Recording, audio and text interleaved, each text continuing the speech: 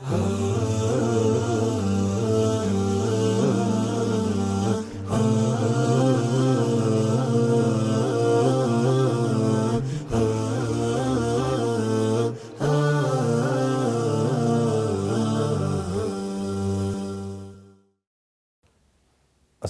അലൈക്കും വറഹ്മത്തുള്ളാഹി വബറകാതുഹു.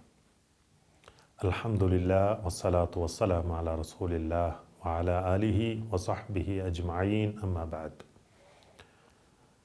സ്നേഹമുള്ള സഹോദരങ്ങളെ, സുഹൃത്തുക്കളെ, അൽ ഉർവത്തുൽ വുസ്ഖ എന്ന പ്രോഗ്രാമിലെ 9ാമത്തെ ക്ലാസ്സിലാണ് നാം ഉള്ളത്.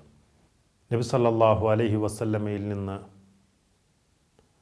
ഉദ്ധരിക്കുന്ന ഒരു ശ്രേഷ്ഠമായ ഹദീസ് നമുക്ക് കാണാൻ സാധിക്കും.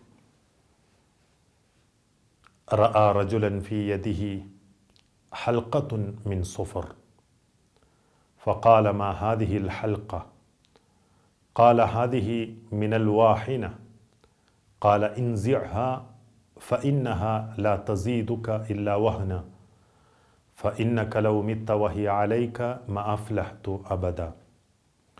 മഹാനായ ഇമ്രാൻ ഇബ്നു ഹുസൈൻ റളിയല്ലാഹു അൻഹുവിൽ നിന്ന് നിവേദനം ചെയ്യുന്ന, ഒരിക്കൽ നബി സല്ലല്ലാഹു അലൈഹി വസല്ലം ഒരു മനുഷ്യൻ്റെ തോൾക്കൈയിൽ ചെമ്പ് കൊണ്ടുള്ള ഒരു വളയം കാണുകയുണ്ടായി. അപ്പോൾ നബി സല്ലല്ലാഹു അലൈഹി വസല്ലം ചോദിച്ചു, എന്താണിത്? അയാൾ പറഞ്ഞു, വാതരോഗശമനത്തിനാണ് ഞാനിത് കെട്ടിയിരിക്കുന്നത്. അപ്പോൾ നബി സല്ലല്ലാഹു അലൈഹി വസല്ലമ പറഞ്ഞു, ഇത് വാതരോഗത്തെ നിനക്ക് വർദ്ധിപ്പിക്കുക മാത്രമാണ് ചെയ്യുന്നത്. നീ അത് ഊരിയെറിയുക. അതുമായി നീ മരണപ്പെട്ടാൽ നീ ഒരിക്കലും വിജയിക്കുകയില്ല. ഈ ഹദീസിൽ നിന്ന് നമുക്ക് മനസ്സിലാക്കാം, വളയം കെട്ടി വന്ന വ്യക്തിയോട് അത് ഊരിക്കളയാനും അങ്ങനെയുള്ളവ കെട്ടൽ നിഷിദ്ധമാക്കുകയുമാണ് നബി സല്ലല്ലാഹു അലൈഹി വസല്ലം ഇവിടെ ചെയ്തത് എന്ന് നമുക്ക് മനസ്സിലാക്കാം.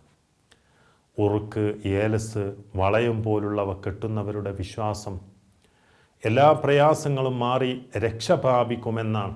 എന്നാൽ നബി സല്ലല്ലാഹു അലൈഹി വസല്ലമ പറഞ്ഞത്, അത് കെട്ടുന്നതോടെ ലാ തസീദുഹു ഇല്ലാ വഹന, അവൻ്റെ രോഗം വർദ്ധിക്കുക മാത്രമാണ് ചെയ്യുന്നത് എന്നതാണ്. അതുപോലെ നീ മരണപ്പെട്ടാൽ ഒരിക്കലും വിജയിക്കില്ല എന്ന് സ്വഹാബിയുടെ വിഷയത്തിനാണ് പറഞ്ഞതെങ്കിൽ ബാക്കിയുള്ളവരുടെ അവസ്ഥ എന്താണ്? അതുകൊണ്ട് ഇത്തരം ആളുകൾ വിജയത്തിൽ നിന്ന് ഒരുപാട് വഴിദൂരത്താണെന്ന് നാം മനസ്സിലാക്കുക. ഇത്തരം ഗൗരവമേറിയ തിന്മകളിൽ നിന്ന് നാം വിട്ടുനിൽക്കുകയും ചെയ്യുക.